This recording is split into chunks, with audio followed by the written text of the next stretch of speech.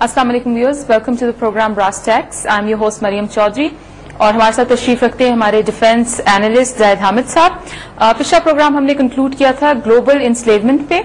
ये पार्ट 5 है economic terrorism की सीरीज में और आज हम गुफ्तगू को यहीं से जारी रखेंगे। जी देखिए मरियम, लास्ट टाइम जैसे आपने कहा कि हमने इस मकाम पर अपनी डिस्कशन को ख़त्म किया था कि किस तरीके से ये IMF और वर्ल्ड बैंक और ज़ायनिस्ट बैंकर्स किसी मुल्क को कर्ज देते हैं, फिर उस कर्ज की अदायगी में उससे रियल वेल्थ एक्सपोर्ट्स के नाम पर वो वसूल करते हैं। जब कर्जे की अदायगी नामुमकिन हो जाती है तो करेंसी उसकी डिवैल्यू करके उसके लिए और मुश्किलात पैदा करते हैं कि किसी सूरत में कर्ज अदा ही ना हो सके। फिर ये प्राइवेटाइजेशन की तरफ आते हैं और उस मुल्क की असल दौलत, सारी सामान दौलत पैदा करने के जितने जराए होते हैं उन पर ये प्राइवेटाइजेशन के जरिए कौड़ियों के मोल उनको खरीद कर कब्जा कर लेते हैं। मिसाल हमने पाकिस्तान की दी थी, कई इश्यूज लिए। जो कुछ ये पाकिस्तान के साथ इन्होंने किया या ये मिसाल जिसकी हमने दी थी, ये सिर्फ पाकिस्तान पर महदूद नहीं है, ये दुनिया के तमाम ममालिक के साथ यही सलूक कर रहे हैं कि जो डेवलपिंग कंट्रीज कहलाते हैं या गरीब ममालिक कहलाते हैं, या वो ममालिक हैं कि जो इनके इस ज़ायनिस्ट सिस्टम का हिस्सा नहीं है लेकिन उनको ये गुलाम बनाना चाहते हैं। इसके लिए जो फंडामेंटल पैरामीटर्स हैं इनके कि तमाम इंसानियत को अपने काबू में लाने के लिए, अपने गलबे में लाने के लिए, उन पर कब्जा करने के लिए एक बुनियादी रिक्वायरमेंट इनकी ये है कि इंसानियत को छोटे छोटे मुल्कों और टेरिटरीज में तोड़ दिया जाए।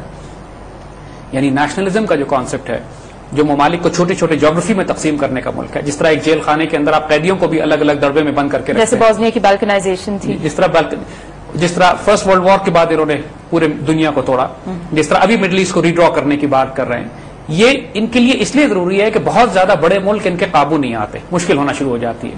तो बड़े बड़े ममालिक को तोड़कर छोटा छोटा करना, ताकि छोटे छोटे मुल्क को एक नाम देके, एक ज्योग्राफी देके, एक झंडा देके, कौमी तराना देके उसको आइसोलेट कर देते हैं दूसरे मुल्क से। और उसके बाद जब वो छोटे छोटे मुल्क भी आपस में तिजारत करना चाहते हैं तो वो इनके बैंकिंग सिस्टम और इनके ज़ायनिस्ट इकोनॉमिक सिस्टम के थ्रू करते हैं। मिसाल के तौर पे पाकिस्तान और ईरान भी अगर आपस में कोई तिजारत करें तो US डॉलर्स में की जाती है, वही LCs खोली जाती है, लेटर ऑफ क्रेडिट उस तरह होते हैं, वही वर्ल्ड बैंकिंग सिस्टम इन्वॉल्व होता है। So not just that they control the international trade, आपस में कौमों के दरमियान जो तिजारत है उसको कंट्रोल करते हैं। इनके लिए ये आसान हो जाता है कि एक एक मुल्क को हड़प करें अलग अलग, जबकि बाकी तमाम ममालिक अपने सर्वाइवल के लिए अलग जंगें लड़ रहे होते हैं। जिस तरह हमने बात की, पहले इन्होंने अफगानिस्तान को हड़प किया, पूरी दुनिया तमाशा देखती रही।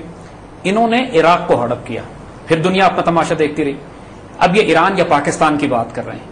इनका जो कॉन्सेप्ट है किसी कौम को गुलाम बनाने का, वो यही है कि नेशन स्टेट्स को अलग अलग छोटे छोटे ब्लॉक्स में तोड़ा जाए, हालांकि खुद अपने लिए ये बड़े बड़े ब्लॉक्स बना रहे हैं, यानी कलेक्टिव सिक्योरिटी अरेंजमेंट कर रहे हैं। यूरोपियन यूनियन की मिसाल पिछली दफा हमने मिसाल दी थी, नॉर्थ अमेरिकन यूनियन की बात की थी कि जब ये कनाडा, अमेरिका और मैक्सिको मिलकर कलेक्टिव सिक्योरिटी अरेंजमेंट बड़ा बना रहे हैं।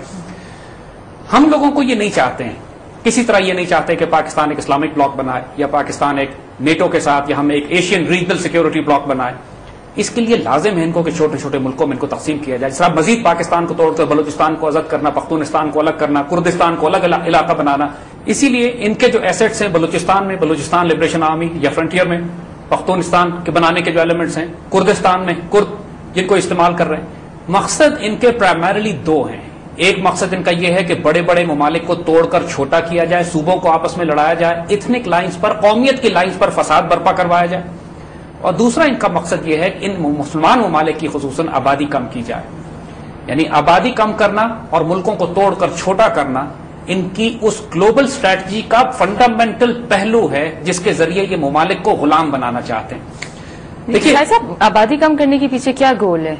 देखिए हम आपको अर्ज करते हैं, गोल तो डिफाइंड है, ग्लोबल इंस्लेवमेंट, पूरी दुनिया को हमने गुलाम बनाना है। बड़े ममालिक जो मुसलमान भी हों, खुसूसी तौर पर एटमी ताकत भी हों, उनके पास तमाम वसाइल भी हों, तो वो तो इतनी आसानी से गुलाम बनेगा नहीं। तो फंडामेंटल पहलू जैसे हमने कहा, पहले वसाइल पे कब्जा करना है, उसके वो प्राइवेटाइजेशन करके कब्जा कर लिया। फिर इस मुल्क का साइज छोटा करना है, उसके लिए सूबों के दरमियान जंगें बर्पा करवानी है, लिबरेशन आर्मीज और मुख्तलिफ किस्म के सूबाइयत और लिसानियत और असलियत की जंगें पैदा करनी है। उसके बाद तीसरा इशू है आबादी कम करना। हम आपको ये अपनी तरफ से बात नहीं बना के दे रहे। इनकी 21st सेंचुरी की फॉरेन पॉलिसी का फंडामेंटल पिलर 1974 में हेनरी किसिंजर ने डिजाइन किया था। आपको हम इनवाइट करते हैं, गूगल पे जाइए, टाइप कीजिए Henry Kissinger 1974 genocide plan, 1974 Henry Kissinger genocide plan, और देखिए क्या निकल कर आता है। ہینری کیسنجر نے 1974 میں US فورن پالیسی کے لیے ایک ڈاکومنٹ ترتیب دیا تھا، ایک میمورینڈم بنایا تھا، جس کا مقصد یہ تھا کہ 13 بڑے بڑے ممالک میں آبادی کم کی جائے گی. 13 بڑے بڑے ممالک میں جو آبادی پھیل رہی ہے وہ امریکن انٹرسٹ کے لیے نقصان دہ ہے. امریکن جس طرح قبضہ کرنا چاہتے ہیں ان ممالک کے اوپر اس آبادی کے ہوتے ہوئے، کیونکہ یہ بڑے اکنامک بلاکس بن جائیں گے، ان کے پاس مین پاور ہے، ان کے پاس ریسورسز ہیں، ان کے پاس خزانے موجود ہیں، اور ایک بڑی آبادی اگر ہوئی تو یہ تمام کے تمام اپنے وسائل پر قبضہ کر لیں گے. لہٰذا ان میں جنگیں برپا کروا کے اس نے الفاظ برتھ کنٹرول کے استعمال کیے تھے، پاپولیشن کنٹرول کے کیے تھے، اور اس نے لفظ استعمال کیا تھا کہ birth control is one of the tools. لیکن اس کے اندر جو امپلیسٹ ڈیفینیشن، بڑی واضح ڈیفینیشن تھیں، وہ یہ تھیں کہ ان ممالک میں جنگیں بھی برپا کرائی جائیں گی، ان میں قحط بھی نافذ کیے جائیں گے، ان میں بیماریاں چھوڑی جائیں گی. اور جن 13 ممالک کی اس نے لسٹ دی تھی، ذرا ہوش میں رہ کے اور دل جگر تھام کے سنیے گا کہ اس میں پاکستان شامل تھا، اس میں ٹرکی شامل ہے، اس میں نائجیریا شامل ہے، اس میں انڈیا بھی شامل ہے، اس میں ساؤتھ امریکہ کے کئی برازیل شامل ہے. یعنی وہ تمام بڑے بڑے ملک جن کی آبادی بھی زیادہ ہے اور اکنامک پوٹینشیل بھی بہت زیادہ ہے، ان ممالک کی آبادی اور ہیومن ریسورس کو کم کرنا ہے. ان کے نزدیک تمام وہ لوگ کہ جو ان کی غلام، جو پاورٹی لائن سے نیچے ہیں، جو بہت غریب ہیں، کہ جو اس ملک کی اکنامک پروڈکشن میں کام پروڈیوس نہیں کر رہے ہیں اتنا زیادہ، جو یہ جب اس ملک پر قبضہ کریں گے تو ان کے نزدیک ان بھوکوں کو کھانا کھلانا پڑے گا، ان بھوکوں کو بھی سنبھالنا پڑے گا اگر وہ اس ملک میں رہتے ہیں. لہٰذا غربت ختم کرنے کا آسان طریقہ یہ ہے کہ غریب ختم کر دو، غریبوں کو مار بھوکا مار دو. لہٰذا یہ جو اوور آل اسٹریٹجی یہ بلڈ کرتے ہیں، دیکھیے قرآن پاک میں ان کے بارے میں جیسے ہم نے پہلے عرض کیا تھا کہ یہ تخبط شیطان من المس، شیطان نے چھو کے ان کو باولا کیا ہوا ہے. They not normal people, they not human beings. ان کے بارے میں بار بار قرآن ڈیفائن کرتا ہے کہ جب اس سے کہا جاتا ہے کہ زمین میں فساد نہ برپا کرو تو کہتے ہیں ہم تو ڈیموکریسی لانے والے ہیں، ہم تو امن و امان لانے والے ہیں، ہم تو ہیومن رائٹس لانے والے ہیں، ہم تو لبرٹی اور فریڈم آف ایکسپریشن اور فریڈم آف میڈیا کی بات کر رہے ہیں.